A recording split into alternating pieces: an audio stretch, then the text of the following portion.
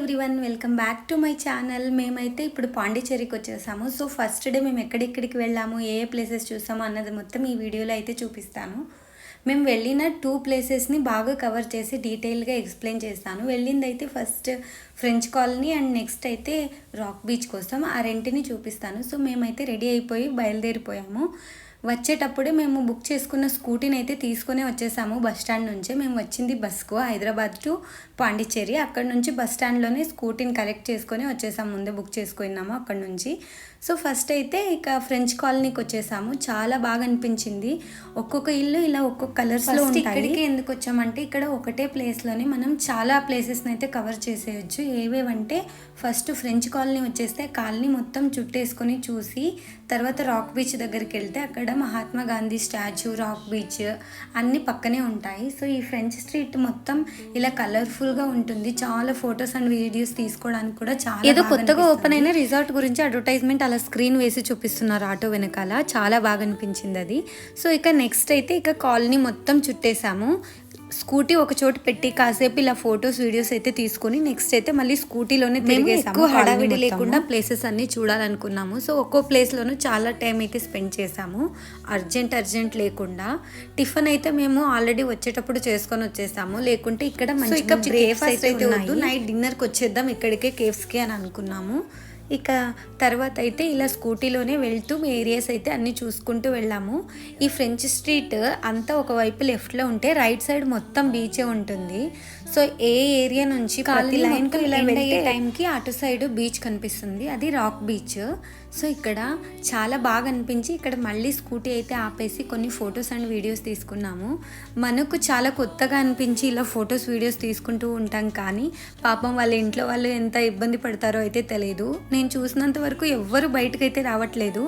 ప్రతి ఇంటికి ఇలా డోర్స్ అయితే క్లోజ్ చేసుకొని లోపలే ఉంటున్నారు. అయితే పక్కనే ఉన్న రాక్ బీచ్ దగ్గరకు వచ్చేసాము. నేను లగేజ్ ఏది ప్యాక్ చేసినా ఖచ్చితంగా ఏదో ఒకటి మిస్ చేస్తూ ఉంటాను. సో ఈసారి అయితే స్పెక్ట్స్ ఫస్ట్ టైం మా ఆయన ఇలా బార్గింగ్ చేసి కొంటున్నారు.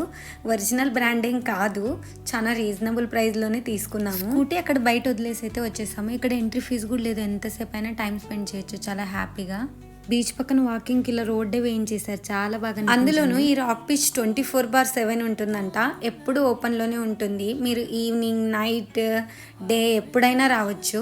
డే టైం ఇలా తక్కువ ఉంటారు, కానీ నైట్ చాలా మంది ఉంటారంట. సో మేమైతే నైట్ ఇంకొకసారి సేమ్ బీచ్కి అయితే రావాలని డిసైడ్ అయిపోయాము. ఎందుకంటే ఇక్కడ చాలా క్లీన్గా, నీట్గా మెయింటైన్ చేశారు మొత్తం. ఇలా ఫ్రెంచెస్ కాలనీ వాళ్ళంతా వచ్చేసి ఈవినింగ్ టైం ఇక్కడే టైం స్పెండ్ చేస్తూ ఉంటారనిపిస్తుంది. ఎందుకంటే పక్కనే ఉంది కదా. స్టేయింగ్స్ ఉన్నాయి, అలాగే కొన్ని హోటల్స్ అయితే ఉన్నాయి. ఇక స్ట్రైట్గా అలాగే నడుచుకుంటూ వెళ్తే ముందుకు మహాత్మా గాంధీ స్టాచ్యూ కూడా ఇక్కడే ఉంటుంది. మేము స్కూటీలో వచ్చేటప్పుడే ఇలా చూసుకుంటూ వచ్చేసాము మహాత్మా గాంధీ స్టాచ్యూని కూడా. వీడియో అయితే ఆల్మోస్ట్ ఏ ట్రిప్ ప్లాన్ చేసినా వీక్ డేస్లోనే ప్లాన్ చేస్తాము. వీకెండ్స్ అస్సలు ప్లాన్ చేయము. వీకెండ్స్ మొత్తం ఇంట్లోనే కూర్చొని టైం స్పెండ్ చేస్తాము. ఇక లీవ్స్ ఎలాగో ఒకలాగా అడ్జస్ట్ చేసుకొని లీవ్స్ దొరికినప్పుడే ఇలా వీక్ డేస్ ప్లాన్ చేస్తూ ఉంటాము. ఈసారి అయితే నా బర్త్డే కోసం స్పెషల్గా మేము ప్లాన్ చేసింది వేరే ప్లేస్కు, కానీ వచ్చింది అయితే పాండిచ్చేరికి.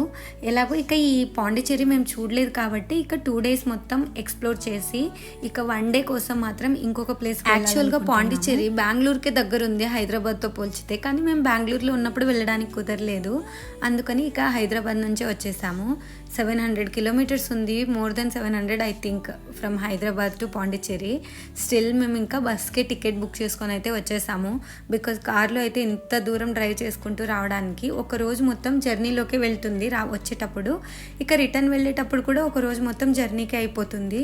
సో అందుకని 4 days మొత్తం మనం ఎక్కడన్నా టైం స్పెండ్ చేయాలి అంటే మాత్రం ఇలా బస్కి వచ్చేస్తే బెటర్. నైట్లోనే జర్నీ చేసేస్తాము. డే మొత్తం ఇంకా టైర్డ్ కూడా అవ్వం కాబట్టి చాలా ప్లేసెస్ ఎక్స్ప్లోర్ చేయొచ్చు. ట్రిప్ వచ్చినప్పుడు మాత్రం ఎక్కువసేపు బీచ్ దగ్గరే టైం స్పెండ్ చేస్తాను.